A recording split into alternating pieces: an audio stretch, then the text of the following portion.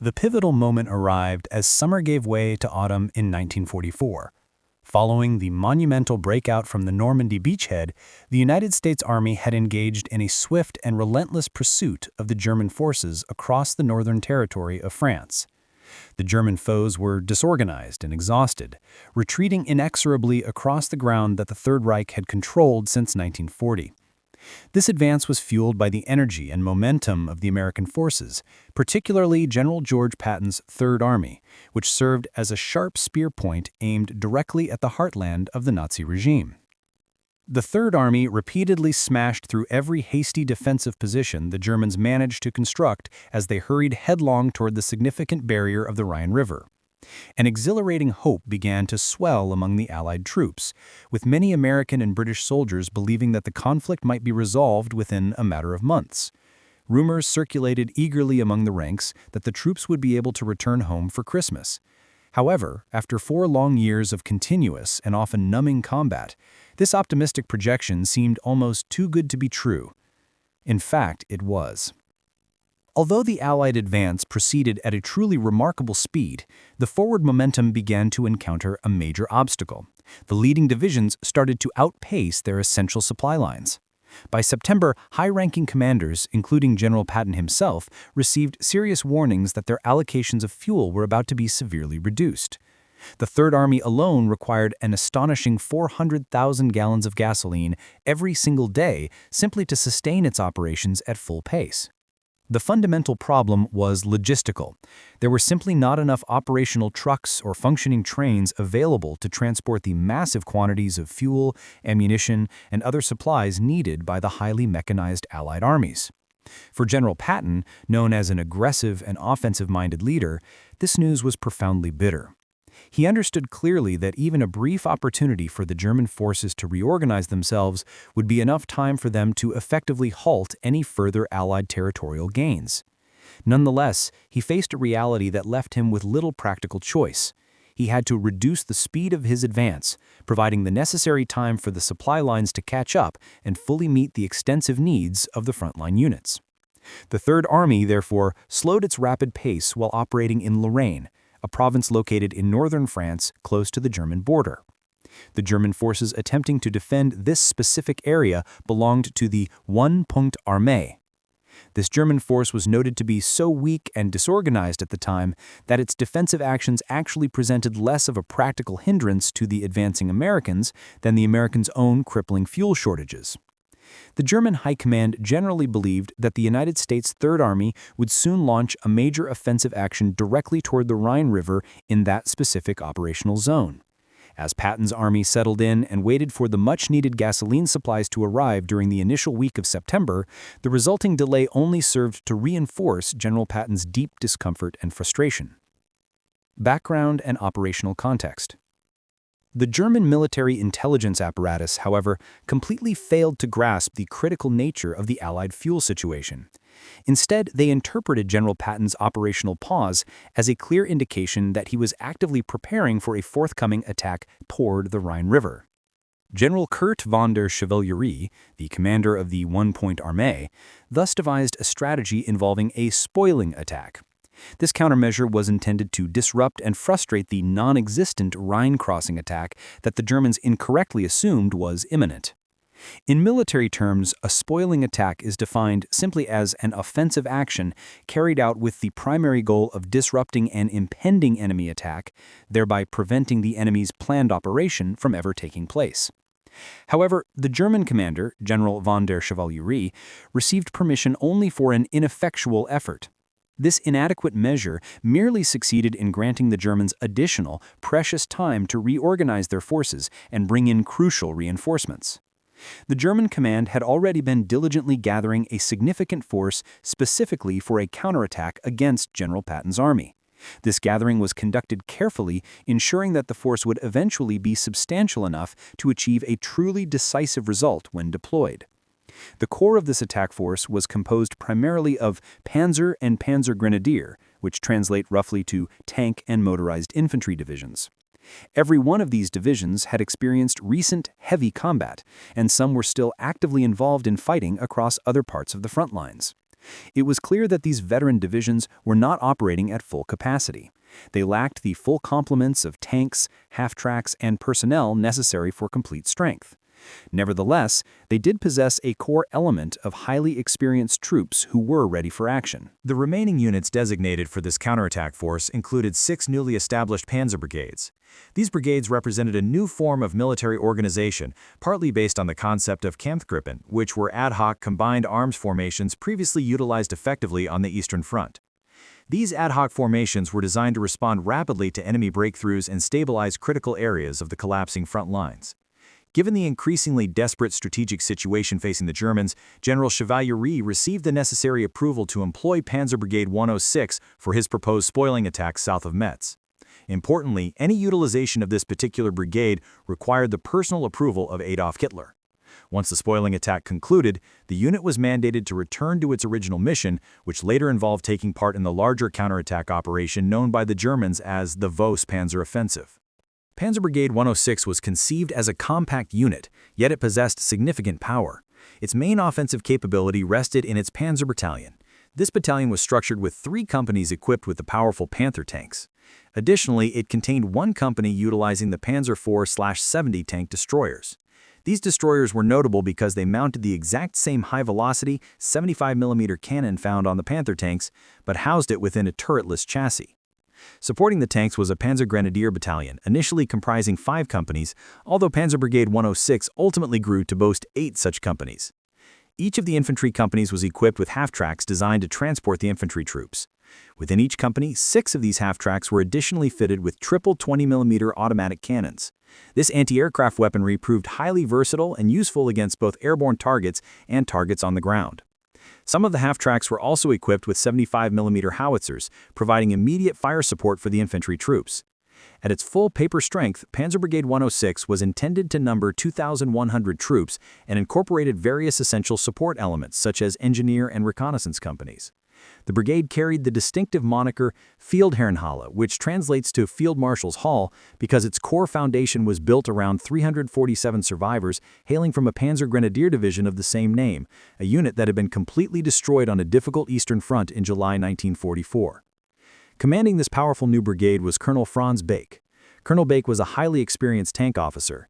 His prior service on the Eastern Front included leading the Heavy Panzer Regiment Bake, which functioned as a mobile fire brigade unit.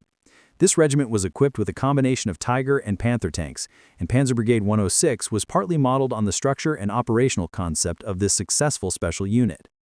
Colonel Bake was also a highly decorated officer, holding the Knight's Cross, a decoration recognizing high valor within the Wehrmacht. Despite possessing considerable direct action firepower, the brigade was burdened by several significant structural and operational weaknesses. Crucially, it lacked any integral artillery support capabilities. This forced the brigade to depend entirely on supporting assets from the larger division or corps units to secure necessary fire support. This deficiency contrasted sharply with American armored units of a comparable size, which the United States armored divisions referred to as combat commands. These American commands typically had at least 1 battalion of self-propelled artillery officially assigned to them. This ensured that the American forces possessed the critical ability to quickly direct and place effective fire onto enemy units, an ability that the new German Panzer Brigades simply did not share. Beyond the lack of artillery, these new German units faced severe personnel issues. They were composed mostly of very new recruits who had been given extremely little time for comprehensive training.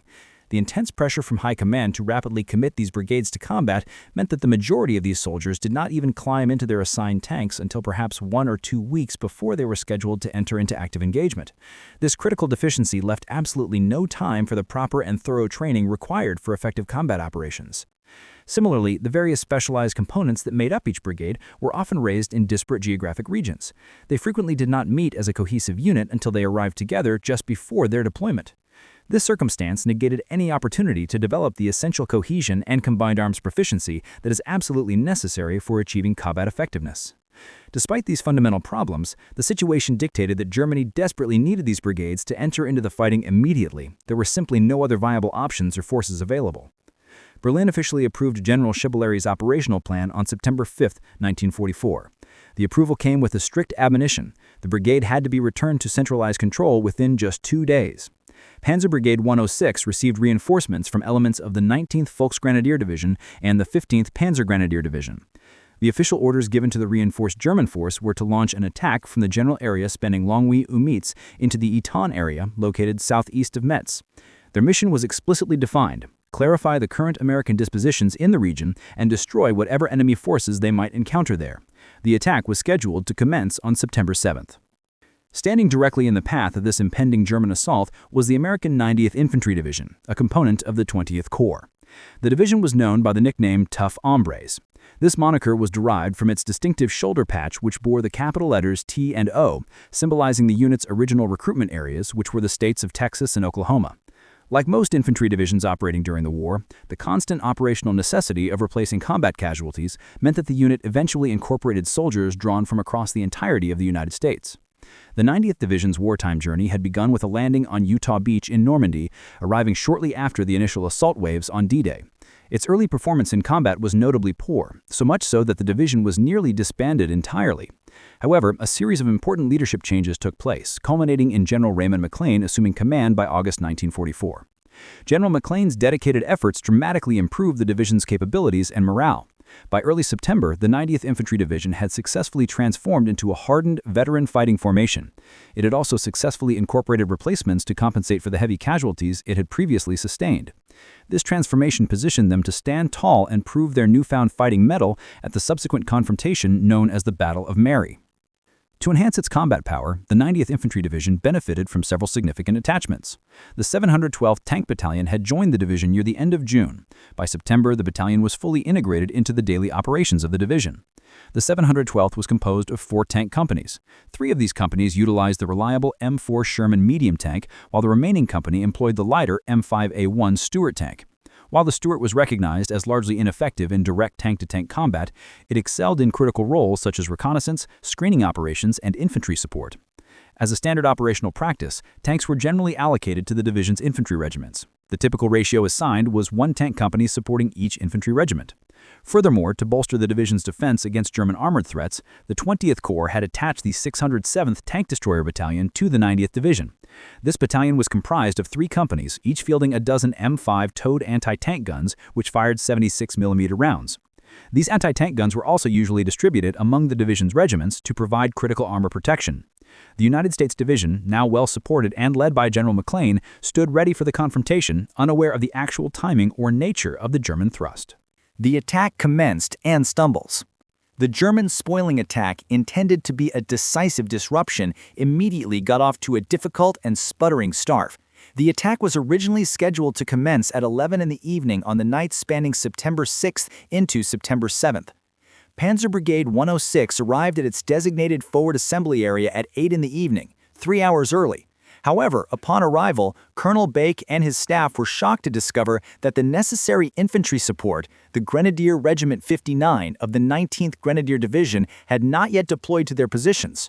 When the Panzer Brigade made contact with the Grenadier Division, they uncovered a critical communications breakdown.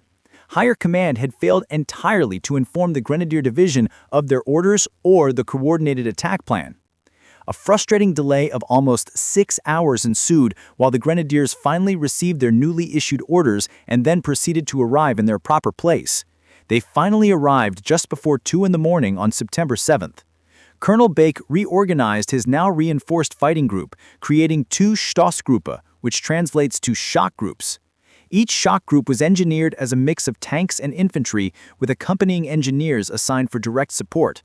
A smaller contingent of troops consisting of infantry, tanks, tank destroyers, and anti-aircraft vehicles was held back as a reserve force. Additionally, a detachment was specifically assigned the duty of guarding the brigade headquarters located in the nearby village of Auden-le-Roman. The vanguard of the German troops reached the village of Brie only an hour later. To their surprise, they found no American troops present. Several reconnaissance patrols were immediately dispatched, sweeping the areas to the southwest and west, but these patrols returned having located nothing. A planned rendezvous point with the 15th Panzer Grenadier Division in the village of Landers nearby also failed to materialize. Subsequent patrols again failed to locate these missing friendly forces. The night's operational activity amounted to nothing concrete, save for the destruction of a solitary bridge southeast of Brie. As the new day dawned over the French countryside, Colonel Bake issued orders for his troops to disengage and return to their original staging areas situated near Auden-le-Roman. Unbeknownst to the German commanders, the American forces had also been delayed by the pervasive issue of fuel shortages. The 90th Division had been forced to postpone its own planned attack until September 7th, pending the arrival of sufficient gasoline supplies. The fundamental error in the German plan, therefore, was a miscalculation of the exact geographic location where the Americans would be positioned by the time Colonel Bake's advance actually began. When the American assault did finally commence, it quickly succeeded in pushing back the two German units that were defending the area: the 559th Volksgrenadier Division and the 19th Grenadier Division. The military situation rapidly deteriorated for the Germans, becoming so dire that the First Army issued Colonel Bake new urgent orders in the early evening of September 7th. He was instructed to launch another attack directed toward Brie. General Chevalier desperately hoped that this maneuver would restore the collapsing defensive line before the Panzer Brigade was forced to revert back to its original mission as required by Hitler's approval. The renewed German attack began as quickly as the brigade could physically prepare itself. Already, between 8 and 10 of the unit's valuable Panther tanks had broken down mechanically. This was an unfortunately common occurrence for the powerful but complex Panther model. This left Colonel Bake with only 22 operational tanks for the critical attack. One of the shock groups, designated the Eastern Arm of the Advance, was commanded by Senior Lieutenant Strock. His mission was specifically to relieve a battalion of the 559th Volksgrenadier Division that had been trapped inside Brie during the day's fighting. Lieutenant Strock led a company of tanks and an accompanying company of infantry supported by a platoon of engineers. Following the successful relief operation, this shock group was then tasked with securing the town. Colonel Bake himself led the second, larger group, which contained the bulk of the brigade's armor and personnel: 2 full companies of tanks and 3 companies of infantry. As in the previous formation, a company of infantry and the brigade's tank destroyers were designated as a reserve, while the anti-aircraft vehicles were positioned to protect the headquarters unit. The Battle of the Command Posts. By nightfall on September 7th, the United States 90th Division had established its defensive positions. Its 3 regiments were deployed in a line. The 359th Infantry was positioned in the northern sector, primarily around the village of Chivry-Zakor. The 358th Infantry was deployed around the village of Mairy. 2 battalions belonging to the 357th Infantry set up for the night near the town of Avril. However, that same regiment had successfully trapped a battalion of the 559th Volksgrenadier Division inside Brie.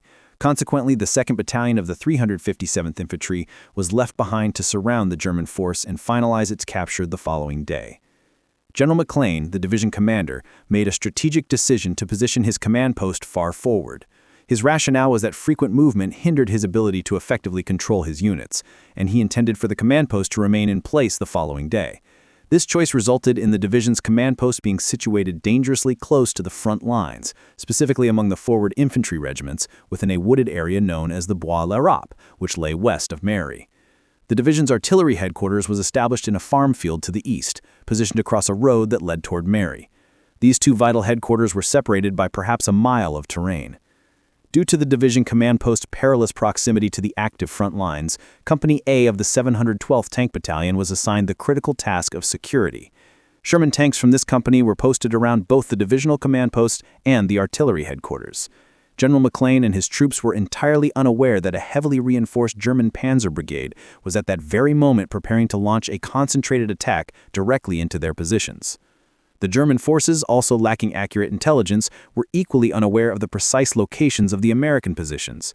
They were focused only on reaching the locations that had been assigned as their objectives.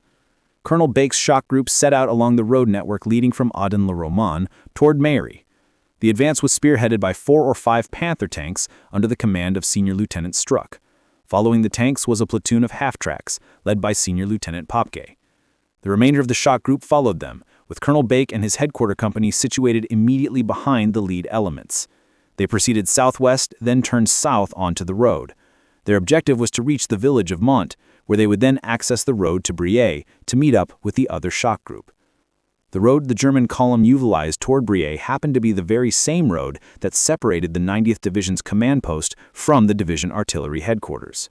Remarkably, Struck and Popke, leading their platoons, passed directly between the 2 critical American positions, without spotting them. However, Colonel Bake and his headquarter company stopped precisely between the 2 command posts at approximately 2:30 in the morning. The exact reason for their halt remains unknown. However, American soldiers involved in the chaotic battle surmised afterward that the Germans might have noticed a sign posted for the artillery command post and stopped their vehicles to investigate the location. Overhead, clouds drifted through the cool night air, effectively obscuring the moon and significantly dimming its pale natural light. A short distance away from the road, the tank crews of Company A 712th Tank Battalion waited in the silence, perched on either side of the advancing column. They watched the vehicles moving between them and quickly came to the realization that the column had to be German. George Bussell later recalled the crucial moment of recognition, stating, "I could tell by the tracks it wasn't ours. The noise was altogether different. They had steel tracks, and we had rubber." Bussell watched as the German column halted. He recounted being able to make out the head of an enemy tank commander emerging from the open hatch of one of the formidable Panther tanks. He added, "The 90th Division had a sign there. Red and white had read, 90th Division Artillery Command Post, and that's what the tank stopped and was looking at." Second Lieutenant Harry Bell commanded 3 M4 Sherman tanks that were providing security protection for the division command post. As he peered out into the gloomy distance at the silent German column, he used his radio microphone to report the enemy's location directly to First Lieutenant Lester O'Reilly, who was the Company A commander. Lieutenant O'Reilly questioned Bell, asking if he was absolutely positive that the column was German. Lieutenant Bell confirmed his certainty, prompting Lieutenant O'Reilly to deliver the terse, critical command, "Give them hell." Following this order, the gunner aboard one of the M4 Sherman tanks positioned to guard the artillery command post took careful aim. The gun then pressed the foot pedal that served as the trigger for the Sherman tank's powerful main gun. The cannon roared, its muzzle flash momentarily illuminating the deep darkness of the night. The round successfully slammed into a German half-track situated at the rear of the enemy column. The vehicle immediately burst into intense flames, tragically lighting up the entire area and simultaneously revealing the precise location of the American tank that had just destroyed it. Several German Panther tanks instantly returned fire, hitting the Sherman. The American tank exploded, spraying deadly metal fragments across the artillery command post area and resulting in the deaths and wounding of several additional men. Nearby, another American Sherman tank driver hastily started the vehicle's engine. The resulting noise immediately drew the attention of another German Panzer tank crew. The Panther crew fired and hit the American tank in its suspension system with their first accurate round. Meanwhile, on another Sherman tank, Gunner Sergeant George Colton sent an armor-piercing round directly into the structure of one of the advancing Panthers. He succeeded in setting the German tank ablaze, achieving this victory just seconds before German fire disabled his own American tank. Colton quickly scrambled out of his damaged vehicle. He then ran to a nearby Sherman tank and immediately took over its cannon. He lined up a second Panther tank at his sights and struck it with yet another armor-piercing round. Now 2 American tanks and 2 German tanks were burning fiercely, and the intense light of their flames provided increasing illumination for the gunners on both opposing sides. The uneven, rapid, staccato flashes from the muzzles of the various guns added significantly to the general chaos of the developing night battle.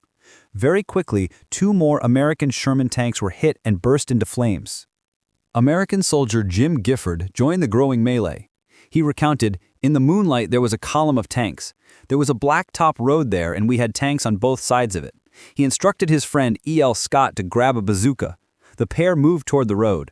Gifford stated, "We were going to wait for that one tank and blast him. Scott was pretty cool. He had it on his shoulder and we fired. He turned and started firing at us, and the next thing there were tanks firing all over the place in the moonlight." While the American tank crew struggled in the darkness to organize a coherent defense, the German Panzer Grenadiers rapidly dismounted from their half-tracks. They launched immediate attacks targeted toward both the division and artillery command posts. Several of the half-tracks involved carried the triple 20mm cannon systems. These vehicles moved swiftly to the flanks of the artillery command post and opened fire. They were quickly joined by the machine gun teams of the German infantry. The American headquarters personnel fiercely fought back against the assaults, but sustained heavy casualties. The first German assault was successfully repelled by the American troops. However, a second, coordinated assault was launched at 3:45 in the morning, with the German panzer tanks providing a supporting barrage for the advancing infantry. The fighting grew intense, with both sides pelting the other with fragmentation grenades. Private George Briggs demonstrated immense bravery, climbing onto an abandoned American tank and manning its machine gun. He fired sustained bursts into the surrounding darkness toward the German attackers. The division command post, under intense pressure, had to be partially evacuated.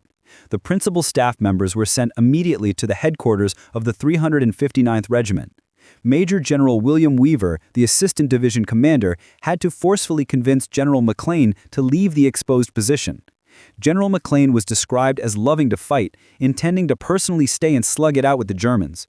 However, after much serious argument, he was eventually persuaded by the argument that his primary responsibility was directing the affairs of the entire division, not merely the defense of the headquarters platoon.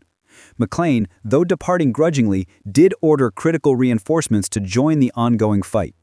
The 2nd and 3rd Battalions of the 359th Infantry began moving in from the north, and they were joined by Company C of the 712th Tank Battalion.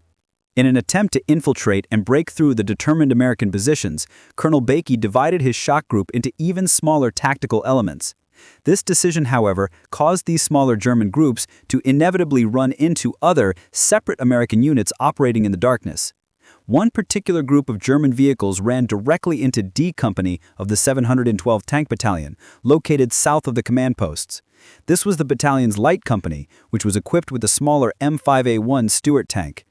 D Company later filed a report detailing the engagement. Quote, "Enemy column consisting of about 5 Panther tanks and 6 half-tracks moved down a road between the American tank companies, circled the 712 battalion area, and was believed totally destroyed. The presence of this company was known, but to fire on it in the darkness would endanger our own troops." End quote. It remains unknown whether that specific German column was in fact entirely destroyed. However, the report effectively highlights the immense confusion and complexity inherent in a night engagement. Whether it was the same German column or another, Company C of the 712th Tank Battalion also encountered the enemy armored forces that same night. This company had bivouacked near the main road. On the opposite side of the road was the Battalion Service Company. This unit, which housed the essential mechanics, had a small hill positioned between their location and the road the German forces were utilizing. Several of the mechanics were standing guard on the hill, having brought their bedrolls with them so that they could efficiently take turns on watch duty. Eugene Sand, one of the mechanics acting as a sentry on the hill, vividly recalled the moment. He stated, "When that column came through there, C Company started shooting at them and everything they missed in that column landed on the hill where we were." Sand and his companions instantly grabbed their bedrolls and fled down the opposite side of the hill to escape the incoming fire. One soldier, Adam Cochin, carried an alarm clock with him, which he used to tell time in the darkness because it featured a white face and easily visible black hands. As Cochin ran down the slope, the alarm clock unexpectedly went off, ringing loudly all the way down the hill. Ray Griffin, a soldier from Company C, was not initially involved in the direct exchange of fire on the road. His platoon had been dispatched as reinforcement to the artillery command post. After arriving, the tank crews carefully camouflaged their M4 Sherman tanks using tree branches and settled down to wait for the arrival of the dawn. He later documented his experience. "When it did get light enough to see that the tanks at the bottom of the hill were indeed German, I had my gunner, Bob Gladson, lay our gun on the closest German tank. Our 75mm armor-piercing round bounced off. My loader, Andy Rigo, reloaded and we fired again with the same result. I believe we fired 3 or 4 rounds of armor-piercing ammo. None of our rounds caused him any damage. The German tankers spotted Griffin's M4 and immediately returned fire. A round struck the American tank, which began to burn fiercely. Fortunately, the entire crew managed to escape the vehicle without suffering any injuries." Other tankers belonging to Company C engaged the German armor with significantly greater success. Don Knapp commanded an M4 Sherman tank. He witnessed a nearby American tank hit by a Panther that was positioned roughly 2,000 yards away. The distance proved too great for the Sherman to effectively return fire, forcing Knapp's crew to swiftly move their tank to cover. Minutes later, Knapp's tank joined several others, setting up in hull defilade, he remembered. The American crews waited. "Okay, so here comes some more tanks down the hill, and they didn't even see us, and we nailed them. We were all firing. I think we caught a Panther, somebody did, and it was on fire. And there was an explosion. There was a smoke ring coming out of it, and at the same time out of the turret was a German in that black outfit. It blew him right out of the tank, and he almost went through that smoke ring." This successful action demonstrated the turning tide of the armored duel. As dawn broke, another German force approached the location of the service company. Forrest Dixon, a maintenance officer, quickly climbed into a Sherman tank that was currently under repair and missing its engine. Crucially, the tank did still have its battery power. Dixon felt compelled to act immediately, realizing that the battalion's crucial supply of ammunition and fuel was located there, and they could not afford to lose it to the advancing Germans. Most of the mechanics assigned to the company ran for cover when they saw the German tanks approaching their location. However, one courageous soldier remained and helped Dixon load the 75mm gun. They soon discovered that there was only a single round loaded in the ready rack. Since the M4 still had power, Dixon was able to traverse the tank's turret. He quickly realized, however, that the sight was likely not properly aligned with the barrel, a necessary process known as bore sighting. He decided to wait until the lead German tank was much closer before attempting to fire. I kept it pointed at the lead tank, and when it got about 50 yards from me, that's when he saw me and began to turn to get his gun in my direction, and I let him have it, Dixon recounted. He successfully knocked out the lead Panther tank, however, he was now completely out of ammunition. He grabbed the tank's radio and called for help from Sam Adair, who commanded the 712th assault guns. These were Sherman tanks that had been equipped with a 105mm howitzer in place of the standard 75mm gun. Adair's assault guns quickly appeared on the scene. When the remaining German forces saw the 105mm armed Shermans approaching, they all promptly surrendered.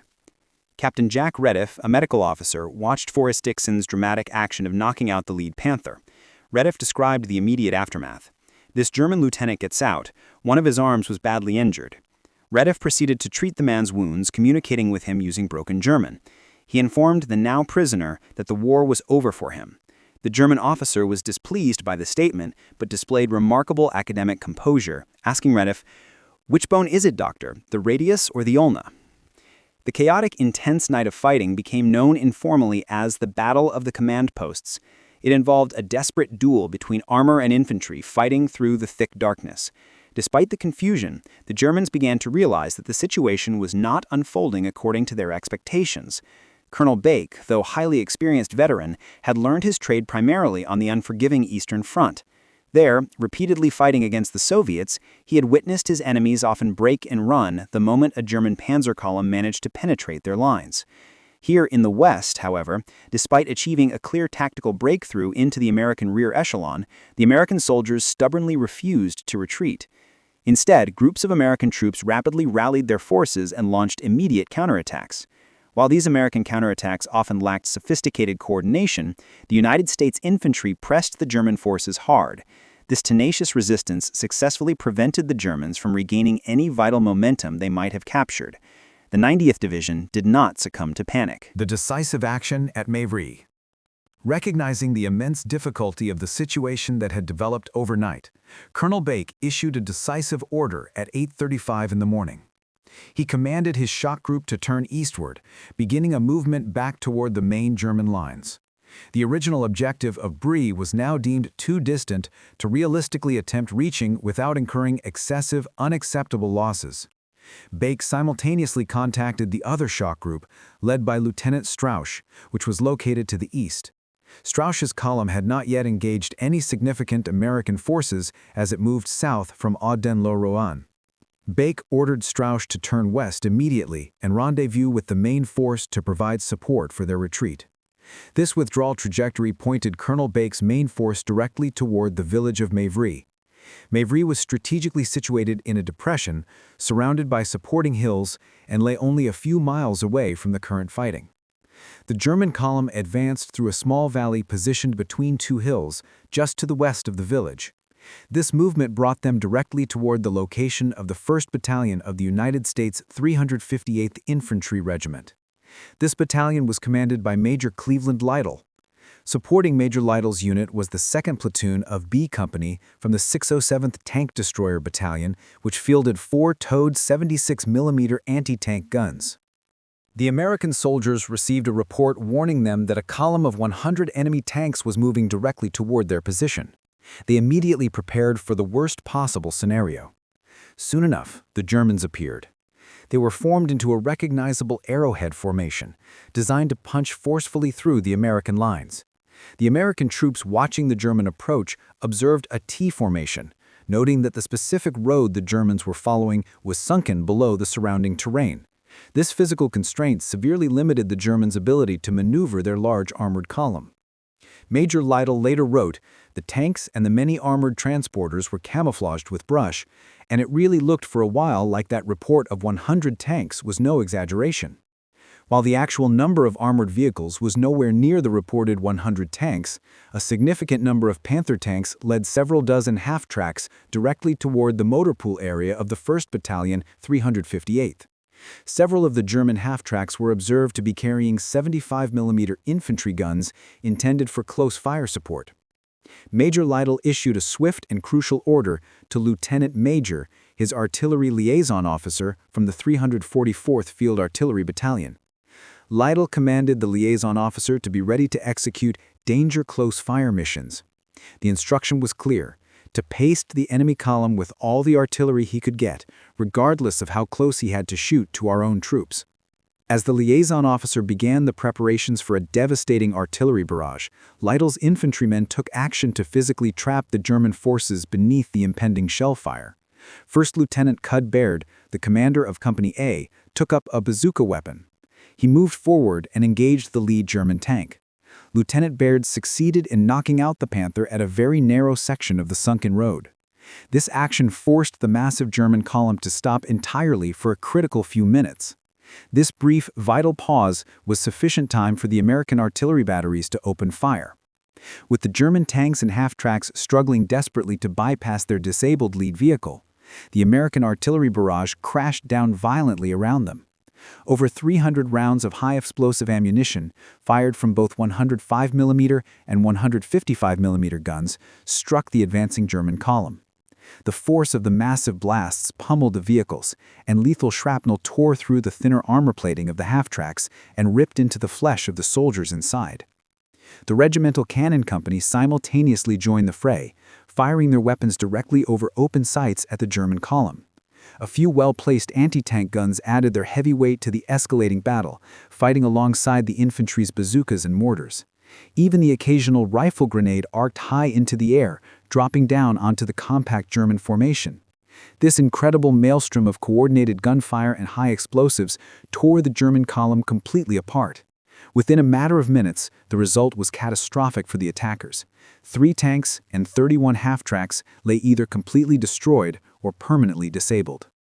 Some of the American infantrymen were positioned advantageously on a hill that overlooked the immediate action. Private Ramon Subellano vividly recalled that his company commander, Captain Harold Bergdale, had appeared before the Germans arrived. The captain instructed his men to get ready to move out. Minutes later, the captain returned to the position and told them instead to immediately dig in. He had just learned of a German armored force preparing to attack. Before the captain departed again, Private Subellano remembered the officer telling his troops to, "When the German go in counterattack, you all just lay down and turn around and shoot." This was an unusual but effective tactical instruction, essentially telling his men to allow the attacking German vehicles to pass by their concealed positions and then shoot at the vulnerable rear of the troops from behind. Throughout the morning, Private Subellano watched the German column's attack unfold and witnessed its subsequent destruction under the overwhelming American firepower. He diligently sent word to the nearby tank destroyer gun crews about important targets, and also informed his fellow infantrymen about advancing enemy troops. Later that morning, he spotted a German staff car carrying 2 German officers racing rapidly toward his position. Private Subellano did exactly what his captain had instructed him to do. He immediately lay down and allowed the fast-moving vehicle to pass by his position. He then stood and shot both German officers in the back. Both of the officers died, and their vehicle crashed violently into a ditch. With many of their armored vehicles lost and burning, a large number of the Panzer Grenadiers dismounted and attempted to assault their way directly into Mairy on foot. Those soldiers at the rear of the stricken column tried to retreat entirely, while a small handful of the remaining Panther tanks moved to a nearby hilltop. From this vantage point, they attempted to provide direct line of fire support into the village of Mairy. The American anti-tank guns returned the fire with precision, successfully hitting 2 of the German tanks and forcing the rest of the armored vehicles to drive away. At 10 o'clock in the morning, a group of Panzer Grenadiers traveling in 17 half-tracks managed to break free from the main, trapped column. This group flanked the American positions to the south and successfully gained entry into the town. They had one single Panther tank positioned strategically in the middle of their advancing column. Once again, the American forces were prepared for this maneuver. The German column moved close to the positions of the 105mm howitzers belonging to the cannon company. These guns immediately blasted two of the German half-tracks with high explosive shells. Several men from the Tank Destroyer platoon quickly took up bazookas and successfully destroyed two more of the essential half-tracks. Despite these losses, the German column attempted to retreat out of the town, moving north. But they rapidly lost 4 more vehicles to the strategically placed American anti-tank guns. This action resulted in the destruction of both the lead and trail vehicles of the fleeing column, effectively trapping the remaining survivors. A courageous American rifleman shot the commander of the single Panther tank as he raised his head from his protective hatch. Further concentrated small arms fire and machine gun bursts raped the burning column as mortar bombs dropped onto its exposed positions. Finally, the surviving German troops reached their breaking point and decided that the fight was over. A white flag appeared at the rear of the immobilized column. A total of 209 German soldiers surrendered, 65 of whom were wounded. The number of German dead in this short but violent battle remains unknown. While the main German armored column suffered total defeat at Mairy, the rest of Colonel Bake's shock group ran into various scattered elements of the 90th Division. American soldiers from the 359th Infantry arrived at the divisional command post area and successfully repelled several desperate attacks carried out by small infiltrating groups of German infantry and armored vehicles. A few miles further south, the command post of the 712th Tank Battalion endured several more attacks throughout the course of the morning. A report filed by D Company detailed an attack that occurred at 10 o'clock in the morning. 2 enemy Panther tanks broke through our defenses and moved full speed toward the company and battalion headquarters company area. Guns from several directions opened up on them and destroyed both tanks before they had done any harm. 5 prisoners of war were taken, one of whom stated they were trying to get out instead of in. This statement underscored the brigade's general disorder and the price being paid for the lack of complete training of its soldiers. At the command post of the 607th Tank Destroyer Battalion, a single lone tank appeared. It presented an immediate threat to the unit's rear echelon positions. A 76mm gun fired upon it. However, the tank commander quickly changed the vehicle's direction, moving it out of the anti-tank gun's line of fire. Lieutenant Elliot Schechter immediately led a squad of American men in pursuit of the retreating tank. They successfully crawled to within 100 yards of the vehicle and managed to hit the lone armored vehicle with either a rifle grenade or a bazooka rocket. A few of the American soldiers also fired their carbines at the tank. This combined small arms and anti-armor fire proved sufficient to shock the German crew into abandoning their vehicle. The American soldiers gave chase and succeeded in wounding one of the German crew members. The rest of the crew surrendered. Small, scattered groups of German soldiers made desperate attempts to infiltrate through the American lines and find their way back to Audon-les-Romains. This led to numerous isolated fights and firefights scattered across the entire area. In one particularly notable case, even an American artillery spotter plane became directly involved in the action. An L-4 Piper Cub aircraft belonging to the 915th Field Artillery Battalion overflew the operational area. The plane was piloted by Lieutenant George Kilmer and carried Lieutenant George Pezot as an observer. As the pair scanned the ground below, searching for viable German targets to attack with artillery fire, they spotted a solitary Panther tank moving northward. Using their radio equipment, they repeatedly attempted to coordinate artillery barrages to catch the tank in a destructive shower of high explosives and steel. Hitting a rapidly moving target with artillery fire is inherently difficult under the best conditions. This is largely due to the unavoidable time delay that occurs between the moment the artillery fire direction center receives the call for fire and the moment the shells ultimately roar downrange toward the target. On each attempt, the German tank managed to skillfully avoid the incoming fire as it maintained its steady northward movement. The 2 American lieutenants grew increasingly frustrated by their utter inability to knock out the elusive tank. Driven by this frustration, they began aggressively buzzing the German tank with their light aircraft. On each pass, they fired their own .45 caliber pistols at the massive tank. The tiny bullets, upon hitting the Panther's thick armor, simply bounced harmlessly off the reinforced surface. After a continuous hour of this improvised strafing attack, the two flyers finally broke off their pursuit. Their small plane was running dangerously low on fuel. The Panzer tank successfully escaped, reaching Audon-les-Romains, making it one of the very few German vehicles to get out of the battle area that day. A few days after the battle concluded, General Patton visited the scene. He later remarked upon the isolated escape, quote, "One of the few tanks to escape was a Panther. I saw the tracks where it had gone straight into our line, oblivious of what we could do to stop it, and then turned sharply left on a road leading to Germany. It disappeared in a cloud of dust and sparks where our tracers were hitting it." Other German vehicles and infantrymen attempted their own escapes, though not all of them proved successful. The other German shock group, under the command of Lieutenant Strausch, officially lost contact with Colonel Bake's main force at 1:30 in the afternoon. This German force soon encountered the 1st Battalion of the 357th Infantry. This American unit was supported by several anti-tank guns. The Germans launched an attack but were quickly beaten back decisively. The cost of this failed attack was the loss of 2 half-tracks and a pair of Panzer 470 tank destroyers. Lieutenant Strausch made the decision to withdraw his entire command toward the town of Almetz at 7 o'clock that evening. The German attack officially concluded with the scattered and shattered remains of Panzer Brigade 106, retreating in defeat back toward their original lines. Results, analysis, and implications. Despite the highly experienced and decorated leadership of Colonel Bake, the Panzer Brigade's attack failed dramatically due to several critical factors, primarily poor execution. The German troops were poorly trained, lacking the necessary experience to successfully execute a complex spoiling attack against a highly determined and now veteran United States division. A key weakness contributing to the failure was the brigade's lack of organic integrated artillery support, which significantly reduced its operational capabilities when pinned down by American fire. Furthermore, the German leadership at the higher army level clearly overestimated the unit's true potential. They committed the brigade into a poorly planned attack that, at its absolute best, could only have temporarily slowed down the American advance. The official after-action report filed by the 90th Division concluded that the German attack appeared to have stumbled haphazardly into the American command posts. They seemed entirely unaware that they were engaging a rear echelon unit rather than the primary defensive line.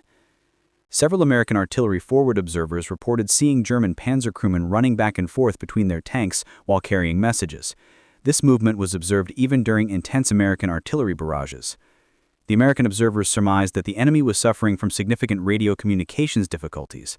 Such problems are often characteristic of hastily assembled, inexperienced military units.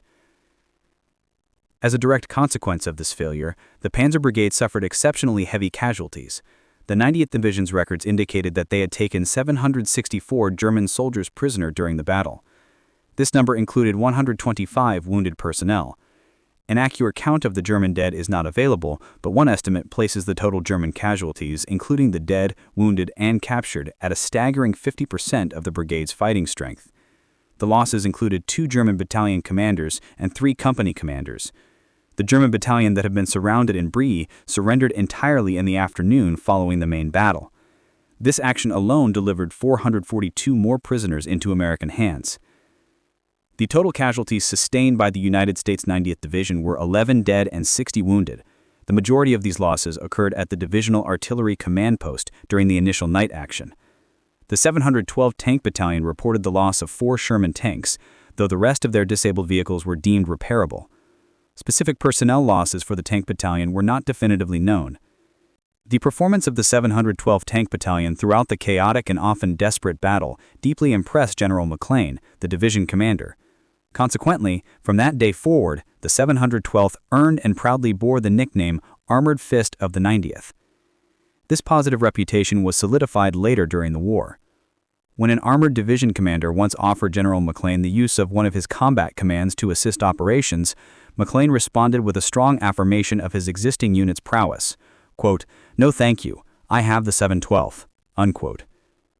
This statement underscored the division's confidence and the high regard held for its attached armor support.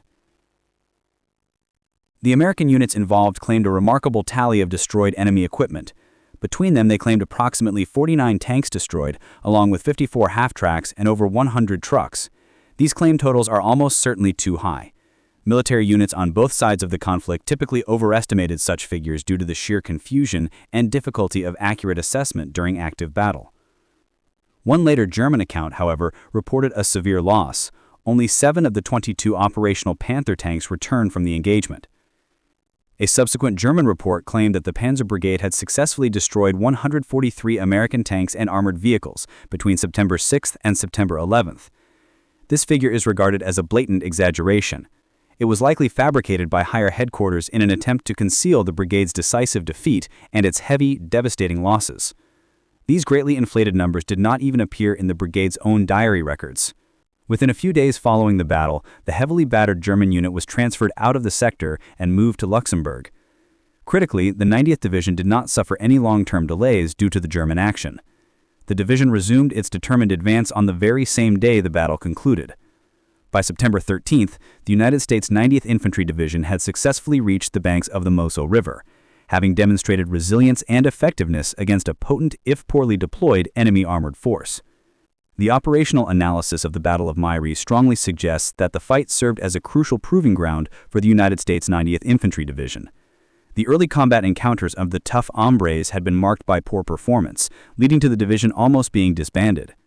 However, the changes in leadership, particularly the assumption of command by General Raymond Whitelain, successfully hardened the division into a fine, capable fighting formation.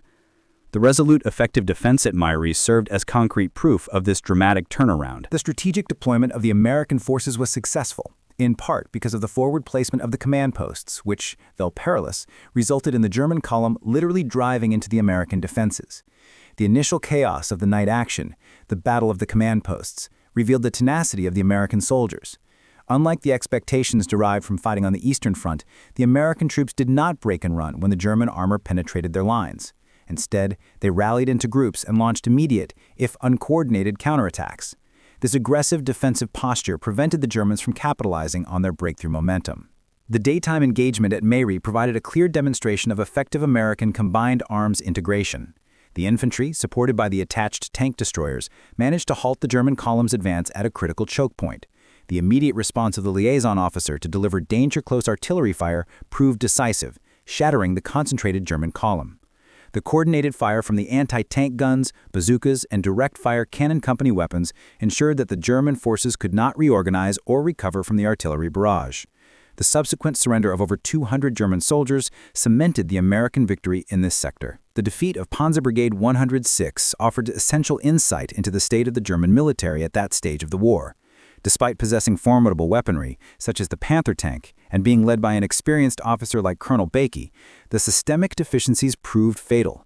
The reliance on newly formed units, hastily trained recruits, and the lack of unit cohesion ultimately undermined the strength of the new Panzer brigades. The poor operational planning from the German army level, which misjudged American dispositions and objectives, compounded the inherent weaknesses of the newly formed German unit.